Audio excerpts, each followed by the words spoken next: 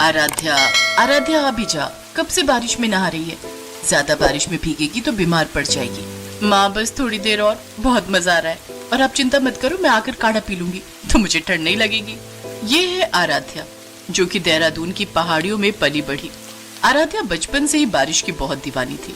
जब भी बारिश आने को होती तो उसका मन खुशी से झूम उठता। बारिश में भीगना उसे बेहद पसंद था। माँ, आज तो सच में मजा ही आ गया। अब मेरे लिए जल्दी से गर्मा गर्म भजिए तल दो। इस मौसम में बारिश में नहाना और गर्मा गर्म भजिए खाना दोनों मिल जाए तो सोने पे सुहागा हो जाए। जानती हूँ, इसीलिए मैंने पहले से ही बनाकर तैयार रखे। ये ले आराध्या बेटी, तू कब अपना ये बचपना छोड़ेगी? अब तू सयानी हो गई है, तेरे लिए रिश्ते आने शुरू हो गए हैं। ना जाने कब ब्याह कर दूसरे घर जाना पड़े। फिर क्या वहां भी तू यही सब करेगी? और नहीं तो क्या माँ, और वैसे भी कौन सी किताब में लिखा है कि जब हम बड़े हो जाएं या हमारी शादी हो जाए तो हम बारिश में नहीं भीग सकते? उफ, इस लड़की से तो कोई नहीं जीत सकता। अच्छा सुन, परसों दिल्ली से तुझे देखने लड़के वाले आने वाले हैं, तो ठीक से सब तैयारी कर लेना। पुष्पा अपने बेटे धवल के साथ आराध्या को देखने उसके घर आती है। आपसी रजामंदी से रिश्ता पक्का हो जाता है और 2 महीने बाद आराध्या और धवल की शादी हो जाती है। आराध्या ब्याह करके देहरादून से दिल्ली आ जाती है। उसके ससुराल में उसकी सास और एक देवर था। आराध्या अपने ससुराल में बड़ी बहू थी, जिस कारण शादी होते ही उसके ससुराल की सारी जिम्मेदारियां उसके ऊपर ही आ गई। अब से तू ही इस घर की सारी जिम्मेदारियां संभाल और मुझे तू इन सब कामों से अब छुट्टी दे। उस दिन के बाद से आराध्या की सास ने सारी जिम्मेदारियों से पल्ला झाड़ लिया और घर का सारा बोझ बेचारी आराध्या के ऊपर डाल दिया। उस दिन के बाद से बेचारी आराध्या सुबह शाम घर के कामकाज में ही बिजी रहती। बहू, अरे ओ बहू, कहाँ मर गई? जल्दी से पूजा की थाली ला, मुझे मंदिर जाने में देर हो रही है। जी माँ जी, अभी लाई, ये लीजिए। अरे आराध्या, जरा मेरे लिए 1 कप कॉफी बना दो प्लीज। हाँ हाँ, अभी लाई। बेचारी आराध्या दिन रात सबकी फरमाइशें पूरी करती रहती। ऐसे ही समय बीतता है। एक रोज सभी हॉल में बैठकर टीवी देख रहे होते हैं कि तभी टीवी में खबर आती है कि दिल्ली में 2 दिन बाद मॉनसून दस्तक देने वाला है। ये खबर सुनते ही आराध्या खुशी के मारे चिल्लाने लगी, ये अरे क्या हुआ बहू, तू तो ऐसे चीख रही है जैसे इंडिया ने पाकिस्तान को हरा दिया हो। कुछ नहीं माँ जी, वो बस ऐसे ही। टीवी पर यह खबर सुनने के बाद से आराध्या बहुत एक्साइटेड थी। ससुराल में अपनी पहली बारिश का मजा लेने के लिए वो पूरी तरह तैयार थी।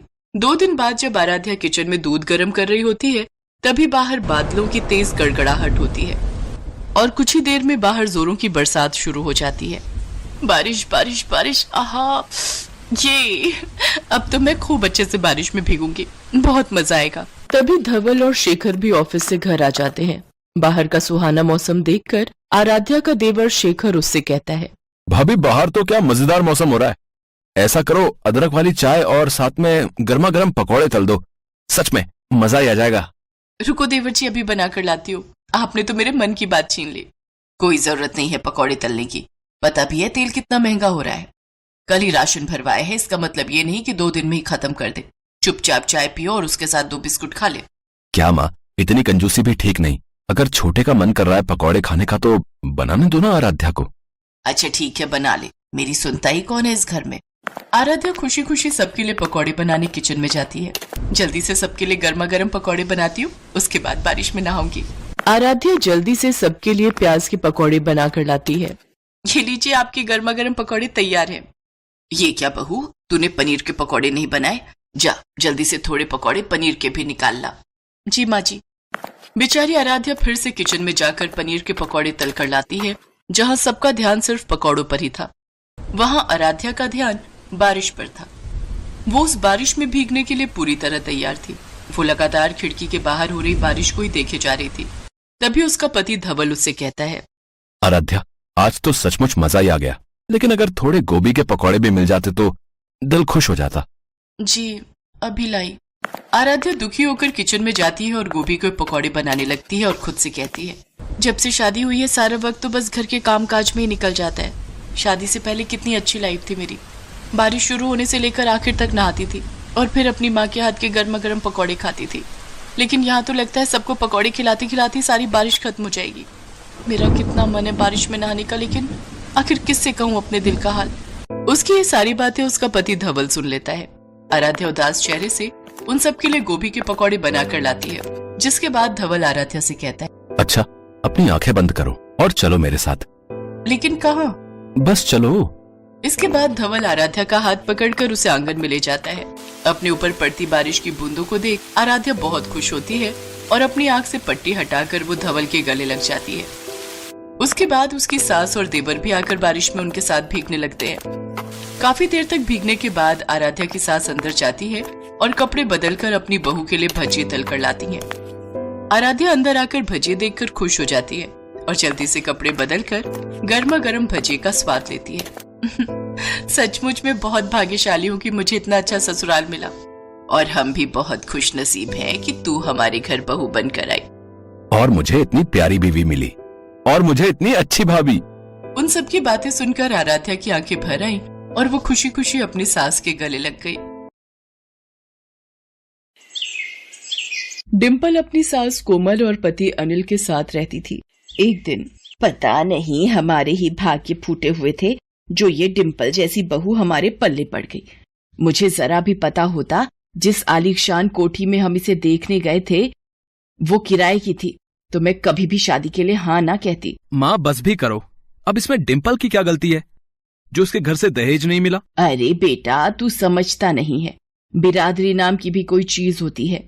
इतने सस्ते सूट और साड़ी रिश्तेदारों को बांटे हैं और वो भूल गया तेरे फूफा जी की मिलनी के टाइम कंबल ही खत्म हो गए। अरे कुछ रिश्तेदार मेरे फालतू हो भी गए तो क्या, और इतने हल्के गहने दिए हैं जो हाथ में आते ही टूट जाएं। डिम्पल अपने कमरे में चली जाती है और उदास हो जाती है।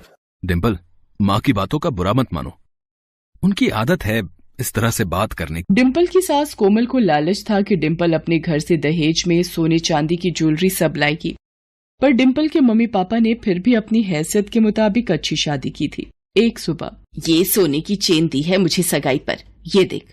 अनिल 2 टुकड़े होकर हाथ में आ गई। इतनी कच्ची चेन तेरे माँ बाप ने दी है डिम्पल बहू? पर सारी ज्वेलरी पिताजी ने मशहूर सोने चांदी की दुकान से बनवाई थी माँ जी। माँ टूट गई होगी, कोई बात नहीं, मुझे दे दो, मैं ऑफिस से आते हुए सुनार से ठीक करवाता लाऊंगा। रहने दे, मुझे ठीक नहीं करवानी ये चेन। डिम्पल रोजाना कोमल के इस तरह के बर्ताव से बहुत तंग हो रही थी। एक दिन, अरे अनिल तू कहीं बाहर जा रहा है क्या? हाँ माँ, वो 3 दिन का टूर है राजस्थान का, एक क्लाइंट है तो बिजनेस मीटिंग के लिए जा रहा हूँ। ठीक है बेटा, तू अपने काम से जा और यहाँ की चिंता बिल्कुल मत करना। अनिल अपना ध्यान रखना। अनिल राजस्थान चला जाता है। अगले दिन, अरे प्रतिभा जी तुम अचानक, बहुत खुशी हुई तुम्हें देखकर। बहुत मन था तेरे से मिलने का, इसलिए बस चली आई। बहुत अच्छा किया। डिम्पल बहू, जीजी आई हैं, अब जब तक ये रहेंगी इनका ध्यान रखना, इन्हें कोई कमी ना हो। डिम्पल दिन भर प्रतिभा की आवभगत में लगी रही। अगले दिन, कोमल मैंने अपनी सोने की चेन सुबह बाथरूम में उतार कर रखी थी, उठाना भूल गई थी, पर अब बाथरूम में से गायब है। ऐसे कैसे गायब हो गई जीजी? घर में तो हम तीनों के अलावा और कोई नहीं था। डिम्पल इधर आना, जीजी ने बाथरूम में अपनी सोने की चेन उतार कर रखी थी। जीजी के बाद तुम ही नहाने गई थी ना? माँ जी मैंने सच में कोई चेन नहीं देखी, मेरा विश्वास कीजिए। डिम्पल मुझे पता है चेन तूने ही ली है। अब जब तक जीजी की चेन वापस नहीं मिल जाती तू इस घर में वापस मत आना। जा जहाँ बेचकर या छुपा कर आई है लेकर आ। पर माँ जी मैं कहाँ से लाऊंगी चेन? कोमल डिम्पल के पूरे कमरे की तलाशी लेती है। उसकी अलमारी खोलकर सब सामान निकालकर ढूंढती है। देखो बहू, जीजी के सामने बेइज्जती मत करो, जाओ और चेन लेकर आओ। डिम्पल रोती हुई घर से निकल जाती है। हे भगवान, मैं क्या करूं? अनिल को अगर ये सब बातें बोलूंगी तो वो चिंता में आ जाएंगे। मेरी सहायता करो भगवान, मैं इतनी महंगी चेन कहाँ से लाऊं? आप तो जानते हो भगवान, मैंने कोई चोरी नहीं की। डिम्पल परेशानी में चलती जा रही थी। उसे पता ही नहीं चला कि वो चलते चलते एक तालाब के पास पहुंच गई। अरे ये मैं किस जगह आ गई, मुझे पता ही नहीं चला। पर मैं अब इस तालाब में डूबकर अपनी जान दे दूं, मेरे पास यही रास्ता है। चोरी का इल्जाम लेकर मैं जिंदा कैसे रहूंगी? डिम्पल जैसे ही तालाब में कूदने लगती है उसे एक आवाज आती है, कृपया करके मेरी मदद करो। कौन मुझे बुला रहा है? मैंने तुम्हें पुकारा है, मुझे इस जाल से बाहर निकाल दो ताकि मेरी जान बच जाए। मेरे बच्चे मेरा इंतजार कर रहे हैं, अगर मैं वापस नहीं गई तो वो मेरी याद में मर जाएंगे। पर ये जाल किसका है और तुम इसमें कैसे आई? ये एक मछुआरे का जाल है, वो मुझे यहाँ छोड़कर अपना टोकरा लेने गया है। वो आए इससे पहले मुझे इस जाल से निकाल दो। मछली को परेशान होता देख डिम्पल उसे जाल से निकाल देती है। मछली कूदकर पानी में चली जाती है। तुम्हारा बहुत बहुत शुक्रिया, तुमने आज मुझे नया जीवन दान दिया है। मगर तुम इस तालाब के पास क्या कर रही थी? यहाँ तो कोई भी नहीं आता। डिम्पल रोते हुए सारी कहानी मछली को सुना देती है। डिम्पल, तुम बिल्कुल चिंता मत करो, मैं तुम्हें एक ऐसा जादुई पानी दूंगी जिसकी हर बूंद से एक सोने का आभूषण बन जाएगा। ये लो डिम्पल, जल से भरा मटका, अब इसकी बूंदों से जितने चाहो गहने बनाना।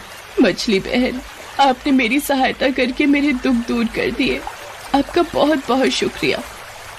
डिम्पल जल से भरा मटका लेकर घर आ जाती है। माँ जी, क्या हुआ? आप उदास क्यों बैठे हो? सब ठीक तो है ना? और मौसी जी कहाँ गई? डिम्पल, मुझे माफ कर दे बहू, मैंने जीजी से सारे रिश्ते तोड़ दिए हैं। उन्होंने तुम्हारे ऊपर चेन चुराने का झूठा इल्जाम लगाया, बल्कि उनकी चेन उन्हीं के पास थी।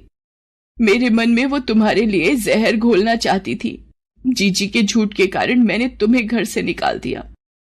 मुझे माफ कर दो बहू, अनिल तुम्हारी जिम्मेदारी मुझे सौंप कर गया था और मैंने तुम्हें घर से निकाल दिया। बहू, तुम कहाँ चली गई थी? मैं डर गई थी। कोमल डिम्पल को गले लगाती है और उसके बाद डिम्पल कोमल को सारी बात बताती है। माँ जी रुकिए, मैं जल की बूंदों का छिड़काव करती हूँ। डिम्पल जैसे ही जल का छिड़काव करती है, हर बूंद एक सोने का आभूषण बन जाती है और तरह तरह की सोने की ज्वेलरी का ढेर लग जाता है। माँ जी ये देखिए, तरह तरह की ज्वेलरी की बारिश हो रही है। हाँ बहू, ये तो कमाल हो गया, इतनी सुंदर सोने की ज्वेलरी। दोनों सास बहू ज्वेलरी की बारिश होती देखकर बहुत हैरान और खुश हो जाती हैं। 3 दिन बाद अनिल जब वापस आता है तो उसे भी सारी बात पता चल जाती है। माँ जी, क्यों ना हम दोनों मिलकर ज्वेलरी की दुकान खोल लें, हमारी कमाई भी होगी और घर चलाने में अनिल को भी मदद मिलेगी। डिम्पल, ये तो बहुत अच्छा आइडिया है। दोनों सास बहू मेहनत करके अब ज्वेलरी की दुकान चलाने लगी।